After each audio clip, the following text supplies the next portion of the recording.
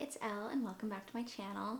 Today I wanted to go through some of my all-time favorites, give you an idea of, what I like to read and like what I have read in the past. My tastes have really changed through the years. I used to only read books with female main characters, which I kind of stand by. That was very cunty of me. But then my dad bought me Percy Jackson and he made me read it. And I was like, this is stupid. I would never read a book about a boy. And sure enough, that is one of my favorite series to this day. I had to start with that. This was like kind of my intro into like a new kinds of book, because like before this I really just read like books about girls, like going through stuff that young girls went through. I think I read this in like 4th grade, but this literally changed my life. I loved this series so much. I actually went back my senior year of college and reread it. It stands up. I still stand by this. This is still one of my favorite series of all times.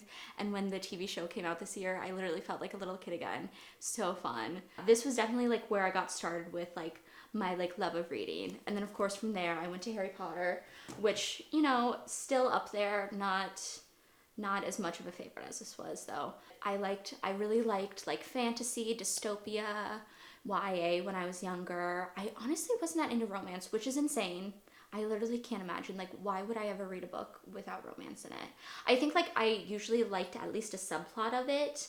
But that's like, I didn't go in just reading those kind of books. Whereas like now, like when I got back into reading, it was because of romance and because I was like, oh, like you can just read like silly little fun books and I can read this in a day and it will like make me smile. And it's like watching a rom-com. Like, you go in and you're just like, I just want this to make me like happy. Like that's what I kind of look for in books now, is like, is this gonna make me happy? Is this gonna make me giggle and kick my feet? So that's kind of like what I like to read now, but I'm still big into fantasy. I'm not big into nonfiction. I really takes a lot to get me to read a nonfiction book, though I do love like autobiographies and like tell-all kind of books. So I loved Glad My Mom Died. I've been really wanting to read Britney Spears' memoir. That looks pretty good to me. This I actually read pretty recently, I think within the year, These Violent Delights. Oh my gosh, I think everyone needs to read this. It is a Romeo and Juliet retelling in 1920s Shanghai, and they're in opposing gangs. Oh my gosh, I just love, like, I was a history minor. I do really enjoy history. So, like, I loved, like, the historical context of this book. It's super interesting, too, because, like, I felt like I was, like, learning about, like, the nationalists versus the Communist Party and, like, which, like, side the gangs chose, or, like, based on your nationality, where, like, you fell and how like the city was divided. It was just so interesting that like isn't even like that big of a part of the book, but I really liked like the background of it. And then of course like enemies to lovers, like they're in opposing gangs. They knew each other as kids and then she went away and now she's back. And they're both like the heir to the gangs, and there's like this monster going through the city that they have to like team up to defeat. It is just so much fun. It's a duology, so I read this in the second, and I liked the second. This was my favorite of the series, though. I also read the second series, and that was really fun. It follows her cousins in the second, and they also have like little romance with brothers, which I thought was so funny. This is another all-time favorite. Okay, I'm sure you've seen this everywhere. I would like to say I was ahead of the curve on this one. I read this series in high school. Me and my mom read this together. I think she got me the first book, and then we proceeded to read it together, and I had to fight to keep my copies of this. But I fucking love this series so much, and I'm actually so annoyed because I told all of my friends at 15 years old that they had to read this series every time someone asked for a rec. This series, and now everyone's reading it, and it's not because of me, whatever. I'm just glad everyone's reading it, everyone's talking about it. We could all talk about it together because this series, oh my gosh. I like her other series too, but like this just like, this is unmatched. Like, and this book specifically is my favorite in the series. Rowan and Aelin, oh my gosh. Top tier couple. I think one of my favorite couples of all time in books. I just love like the fantasy. I even like the first book, like I feel like is so different than the rest of the series, but like I just love it so much. Like a little fae world with magic, like she's an assassin, like she is such a badass. I'm sure you've heard plenty of the series, so I won't beat beat a dead horse, but just want to let you know I'm a big fan. If you would have told me that this was one of my favorite books like 2 years ago, I would have laughed in your face, because I'm not a classic reader. I read all the classics, not all the classics. I read classics in high school, and I literally like would fall asleep every other chapter. I did like The Great Gatsby. It's not on my all-time favorite list, but it is good. I understand why that's hype. The Old Man and the Sea, on the other hand, no, get the fuck out of here. That was so painful for me to have to read. Anyway, because of that, I don't really go out of my way to read classics, but I just love Pride and Prejudice so much. The movie, I did read the book, but the movie, and then I watched Emma, and I'm like, oh, this is so fun.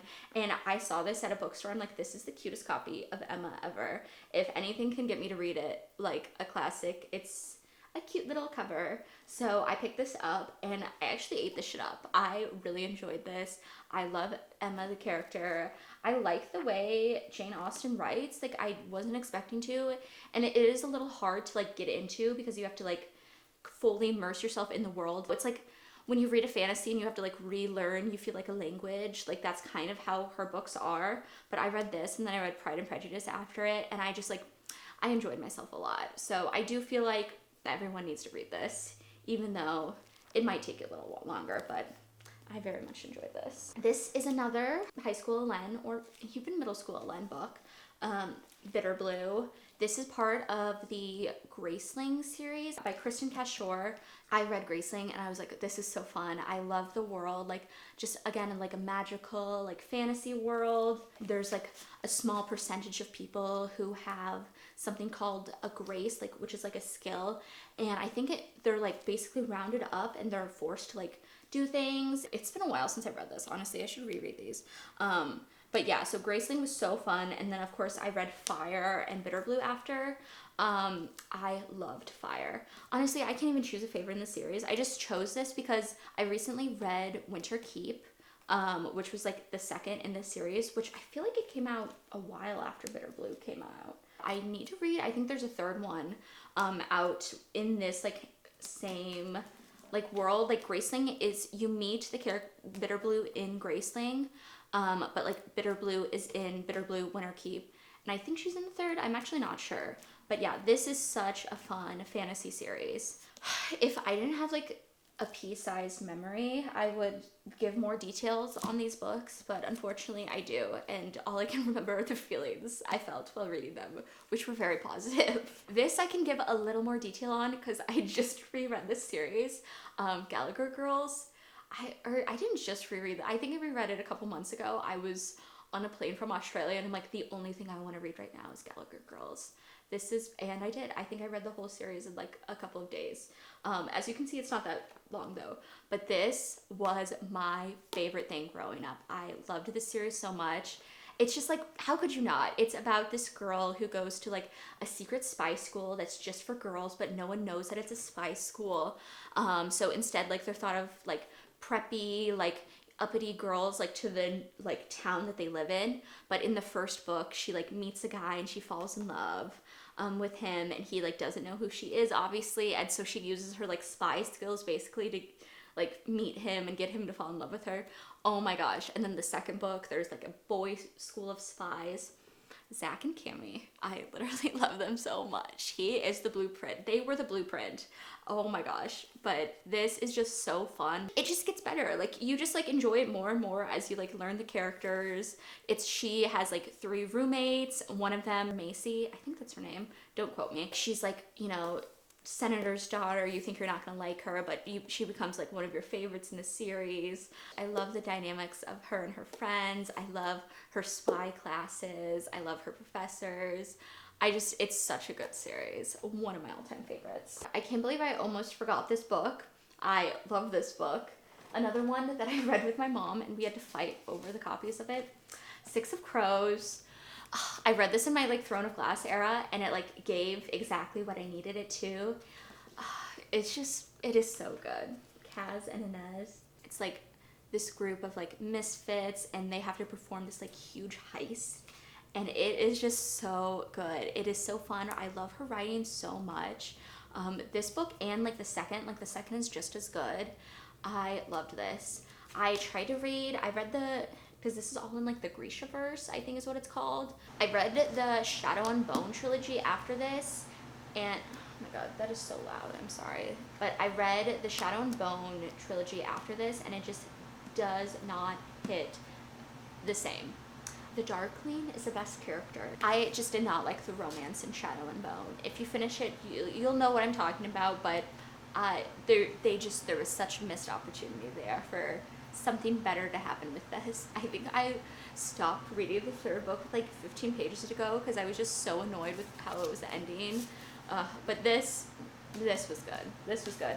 And I did like King of Scars, and whatever came after. And Shadow and Bone is good. It's just, I'm just being picky. But it just is not as good as Six of Crows in my opinion. And then we're gonna go through some books that I don't physically have on me because either I don't own them, which is insane. I know they're my favorites. I read a lot like digitally, so I don't buy every book that I want to read. I do have a lot of books, but like I read so many books, I like physically can't buy everything, or I would be deeply in debt and surrounded by piles of books. I think this got me back into reading like thrillers. It was Sharp Objects by Gillian Flynn. I read Gone Girl like a couple of years before this, and I liked Gone Girl, and I love Gone Girl the movie. I know, hot take, I liked the movie more than the book, I think, but I did still really like the book. I liked her writing so much, and she writes in Missouri, which Missouri representation. So this follows a girl, everyone's just a girl, a woman, who has to go back to her hometown to write about these girls that are like dying and disappearing. And I think she's living in Chicago now. And so she like comes back to her tiny little hometown, stays with her mom, who's like kind of a psycho, and her younger sister, or maybe it's her like stepsister. But either way, she kind of gets like swept up into the mystery and like trying to solve it. And there's a detective there that she like kind of has a thing with, but she's like kind of trying to solve the mystery with him. It's like pretty fucked up in the end. Like, I'm not trying to make it seem like it's like a little romance. No, it's like deeply fucked up. But it is like so good. Like, you are on the edge of your seat the whole time. Like, I wanted to know what happened so bad. And like when you figure it out in the end, it's insane. And I watched the TV show, and I did like the TV show. I thought they did a pretty good job. Amy Adams, Sydney Sweeney is actually in it. I think that's one of like the first things Sydney Sweeney did. Isn't that so crazy? I love her. She's my queen. Next, we have Seven Husbands of Evelyn Hugo.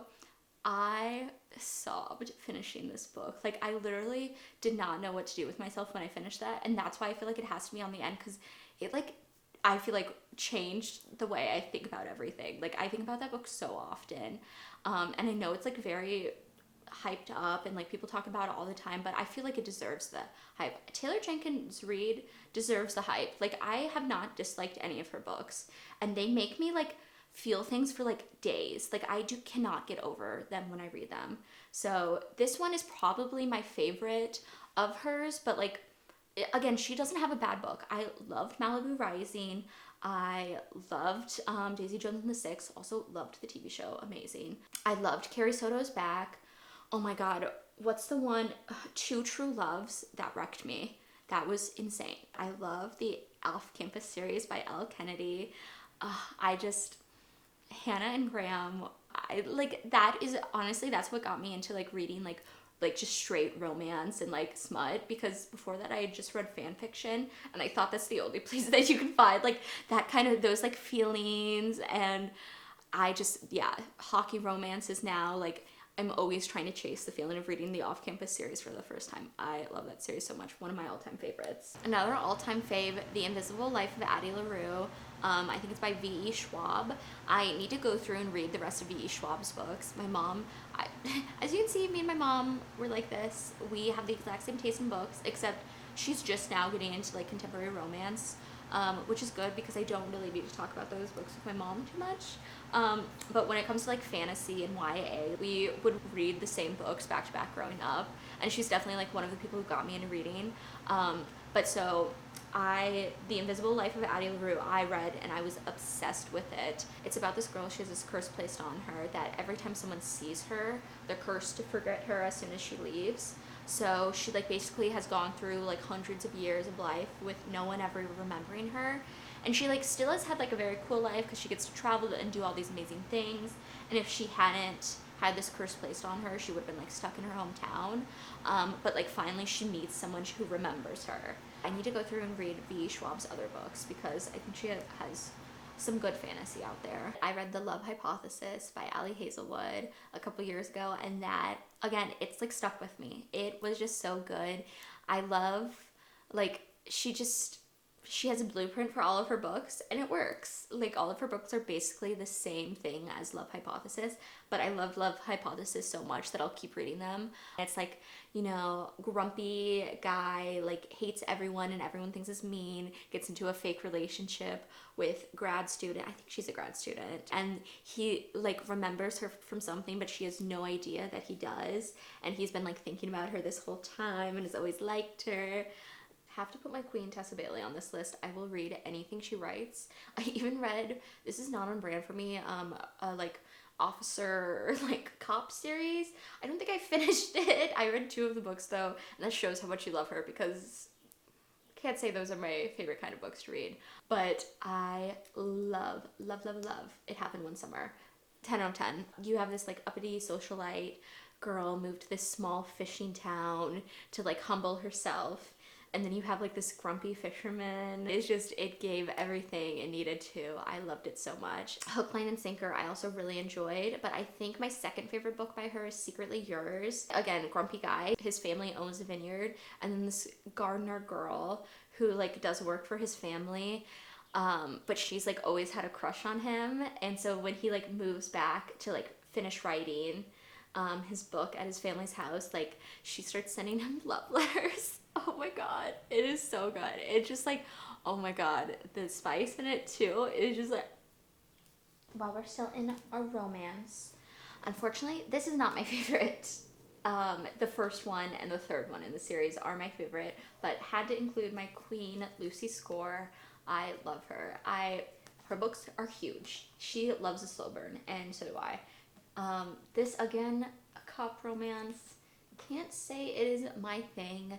It was my least favorite in the series, but the series as my whole is still one of my favorites because the first and third book are just so good. Things We Never Got Over. Oh my gosh. So it's about, I'm explaining this as if you haven't heard 10 other people explain it, but small town romance. This girl moves into town because her crazy twin sister has ditched town and left her with her niece. And so she's like trying to figure out how to raise her niece, and then the grumpy ass barber who owns like half the town like is like just enamored with her and won't leave her alone. And he's also rich and he spends all this money on her. Goals. I just love the vibes of this so much. It's one of those where you meet all the characters and then each character gets their own book. So I was waiting for Sloane, I don't know anyone's name, for Sloane and Lucian, I think, to get their own book. Because they just like the tension in the first 2 books are so insane. You knew it was gonna be good, and the third book is so good. I'm so bad at choosing favorites. If I think of a new book, like I will then have to add it. But Yours Truly by Abby Jimenez. Oh my gosh, I loved that so much. I love like that series. I haven't read the new one that just came out yet, but I'm very excited to. The second book is my favorite, but I loved the first one too. I love like a doctor romance. I'm such a Grey's Anatomy stan. I did stop after season 12, but I very much enjoyed Grey's Anatomy, so like I love a doctor workplace romance. It's about this woman who's going through a divorce and has decided she's never gonna love again. Her best friend found love in the first book with like a little small town innkeeper, plus this girl who's part of like the medical legacy and has like so much pressure on her shoulders. She like has tried to like get rid of this long-term boyfriend who like lives with her, and her parents just like won't let her, so she like escapes to this town, and he just like it's just so, it warms my heart. The first one's very good, but the second one is about her best friend, and she is like a beloved doctor who is getting a divorce, and this new guy at work who everyone thinks is kind of like, you know, mean and grumpy, but really he's just like really anxious and doesn't know how to talk to people. And so he starts writing her letters. I love a letter. Men need to write letters again. And that's like how they like first like start becoming friends because she like hates him at first and she really rubs her the wrong way. But it's just like nice. It's just like a feel good book. And he gives a kidney to her brother, literally, like, and he does it secretly because he doesn't want her to know. I'm like, it's truly unmatched. That, I think, is gonna wrap up my all-time favorites. I'm sure I probably forgot a couple. I tried to write down the ones I absolutely wanted to include. I've read so many books, you know, like I just think of new ones and I have to include them. I'm definitely a lover. I'm not too much of a hater. So if I read something, I'm most likely going to tell you I love it. So take that with a grain of salt. But I will say these are my like all-time favorites that I would recommend literally anyone before like the thousands of other books I read. So thank you for watching. Like and subscribe, please.